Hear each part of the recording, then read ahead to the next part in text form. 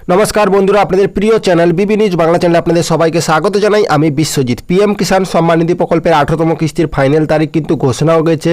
আপনারা সবাই জানেন, যেটা হচ্ছে 5ই অক্টোবর। তো আজকে কিন্তু আপনারা জানেন নিশ্চয়ই অক্টোবর মাস ঢুকে গেছে। তো হাতে মাত্র আর 3 থেকে 4টা দিন সময় আছে।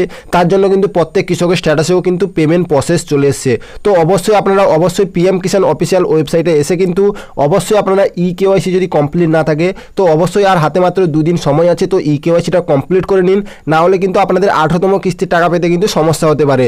তো যারা এখনও পর্যন্ত 17তম কিস্তির টাকা পাননি তাদেরও কিন্তু অনেক সমস্যার সম্মুখীন হতে হচ্ছে, এবং যারা কেওয়াইসি কমপ্লিট করে নিয়েছেন তারা যদি 17তম কিস্তির টাকা না পেয়ে থাকেন তো একসঙ্গে কিন্তু আপনারা 17 এবং 18 নম্বর কিস্তির টাকা একসঙ্গে পেয়ে যাবেন। কারণ আপনারা জানেন নিশ্চয়ই ওয়েস্ট বেঙ্গলের কৃষকদের 9 থেকে 10 নম্বর কিস্তির টাকা দেওয়া হচ্ছে, কারণ 18তম কিস্তির টাকা দেওয়া হচ্ছে, যেটা কিন্তু পুরো ইন্ডিয়াতে, যেটা কিন্তু কেন্দ্র সরকারের আন্ডারে যতজন আছে তাদেরকে কিন্তু 18তম কিস্তি দেওয়া হচ্ছে। কিন্তু ওয়েস্ট বেঙ্গলের কৃষকদের কিন্তু যেটা হচ্ছে 8 থেকে 10 নম্বরের মধ্যে কৃষকরা টাকা পাচ্ছে। তো এবার কিন্তু আপনারা স্ট্যাটাস চেক করতে হলে কিন্তু আপনাদের রেজিস্ট্রেশন নাম্বার লাগবে। তো রেজিস্ট্রেশন নাম্বার দিয়ে কিন্তু ক্যাপচার কোড দেওয়ার পরে কিন্তু গেট ওটিপিতে ক্লিক করতে হবে।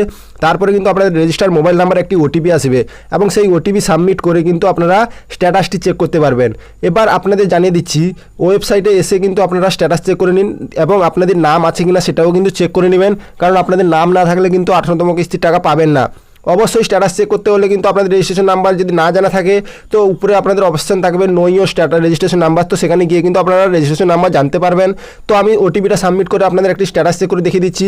বহু কৃষকের কিন্তু পেমেন্ট প্রসেস চলে এসেছে, এবং অনেক কৃষকের কিন্তু আরএফটি সাইন বাই স্টেট আছে, এবং সেটা নিয়ে কোনো টেনশন করার দরকার নেই, কারণ আরএফটি সাইন বাই স্টেট থাকলেও কিন্তু আপনারা টাকা পাবেন। এর আগের কিস্তির টাকাও বহু কৃষক পেয়েছেন। শুধুমাত্র আপনাদের এফটিও প্রসেসে যাতে ইয়েস থাকে এটা কিন্তু আপনাদের লক্ষ্য রাখতে হবে, কারণ ফান্ড ট্রান্সফার অর্ডার যদি ইয়েস না থাকে তো আপনারা কিন্তু টাকা পাবেন না।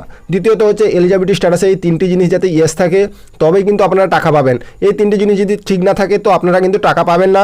এবং ওয়েস্ট বেঙ্গলের কৃষকরা 11তম কিস্তির টাকা পাবে, আপনারা দেখতে পাচ্ছেন লাইভ।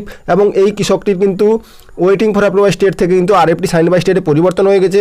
এবার পেমেন্ট প্রসেস হয়ে যাবে কালকের মধ্যে। তো আশা করি ছোট্ট আপডেটটি বুঝতে পারলেন। যদি ভালো লেগে থাকে একটি লাইক করবেন, চ্যানেলটি সাবস্ক্রাইব করে পাশে থাকবেন। জয় হিন্দ, জয় ভারত।